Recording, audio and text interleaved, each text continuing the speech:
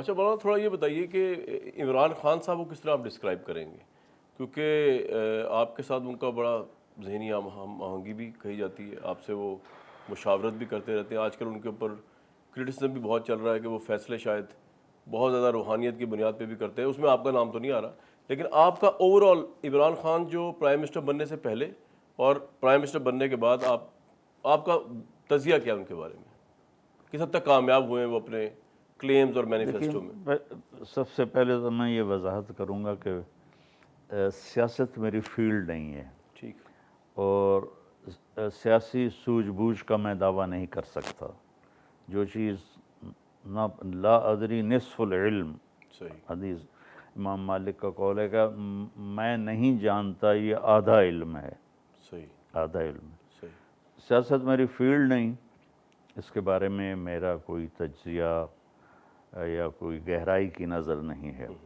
لیکن 92 سے میں ان بادشاہوں سے مل رہا ہوں، یعنی جو وزرائے اعظم، وزرائے اعظم، پریزیڈنٹ، وزرائے اعلیٰ، گورنر، ان سب سے اللہ نے مجھے ملایا. ایک چھوٹا سا آپ کو واقعہ سناتا ہوں. سر 1972 کی بات ہے، ہم چلے کے لیے سیالکوٹ تھے. چلے کے لیے؟ ہاں جی، 40 دن کے لیے.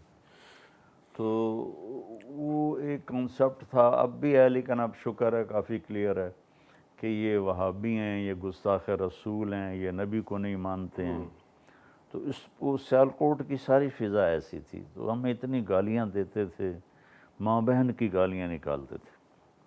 یعنی ایسے بے وقوف ہیں کہ عاشق رسول کا بھی دعویٰ کرتے ہیں اور ساتھ وہ کچھ کرتے ہیں جو جس کی کوئی گنجائش ہی نہیں اسلام میں. بالکل بالکل.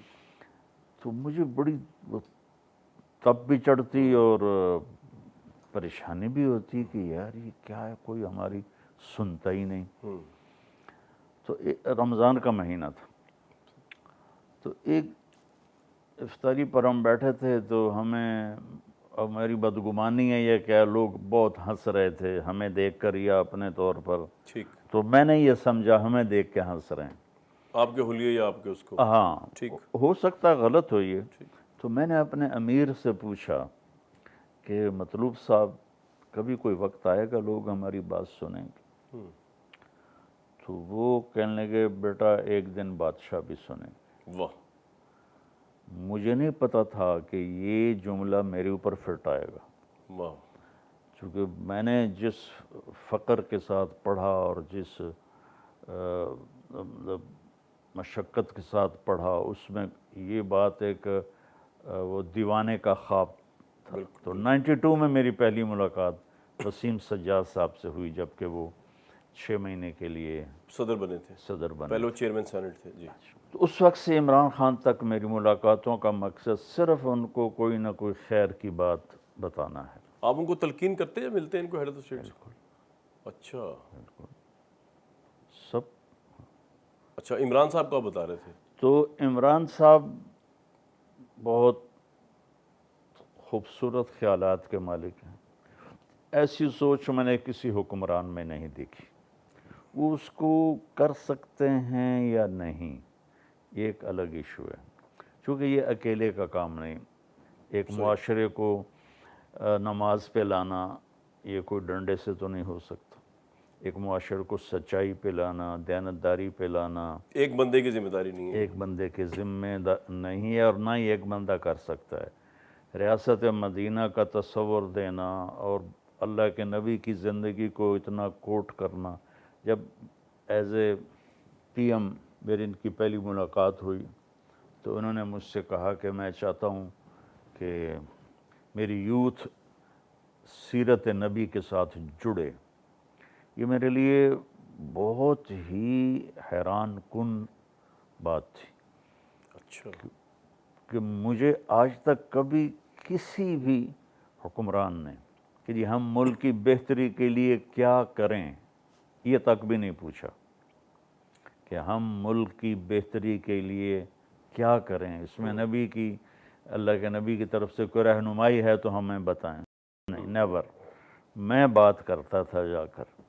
اس نے سب سے پہلے مجھے کہا کہ مجھے بتائیں کہ ہماری یوتھ اللہ کے نبی سے کیسے جڑے، اور اس میں میرے جی میں یہ ہے کہ میں آپ کو یونیورسٹیز میں بھیجوں اور آپ وہاں لیکچر ڈیلیور کریں، پاکستان کی ساری بڑی یونیورسٹیز میں جائیں اچھا اور وہاں آپ بات کریں۔ پھر اس نے اپنا بتایا کہ میری لائف میں جو چینج آیا وہ اللہ کے نبی کی لائف کو پڑھ کے آیا۔ تو اس طرح اس بندے کی جو یہ نیت ہے اس میں کھوٹ نہیں نظر آتا آپ کو؟ کھوٹ نظر نہیں آتا تو اچھے ہیں آپ کے خیال میں؟ میرے خیال میں۔ سر نواز شریف صاحب سے آپ ملے، ان کو آپ نے کیسا حکمران پایا؟ میں کسی کے بارے میں نا ایسے غلط کمنٹ نہیں دینا چاہتا ہوں، نہیں، جو آپ نے پایا ان کو۔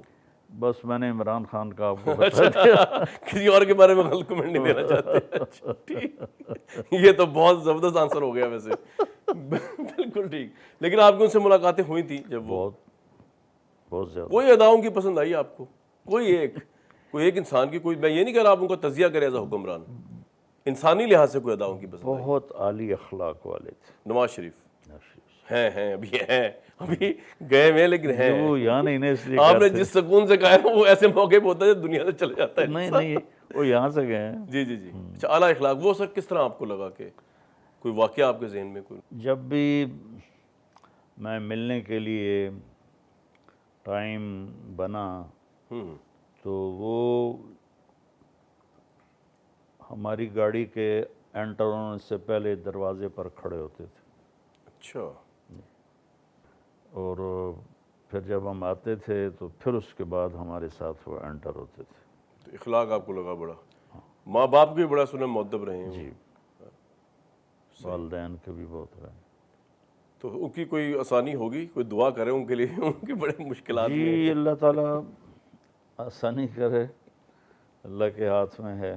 جی، بہرحال اس وقت تو ہمارے ملک کی جو صورتحال ہے وہ ہم کسی ایک جماعت کو یا ایک فرد کو بلیم نہیں دے سکتے ہیں نا۔ ہمارے ریڑھی والے باہر وہ بیچ رہے ہیں صحیح، آج کل یہ جاپانی پھل، تو اس کے اوپر سرخ لائٹ لگائی ہوئی ہے کہ وہ جو پیلے بھی ہیں وہ رتے نظر آئیں۔ صحیح۔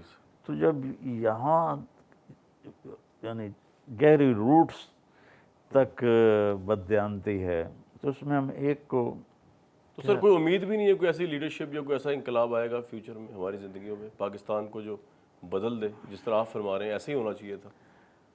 نا امیدی تو کفر ہے، کہ اللہ تعالیٰ کا فرمان ہے اگر میں دنیا میں کسی کی پکڑ کرتا تو نا امید کی کرتا، جو میری رحمت سے نا امید ہے۔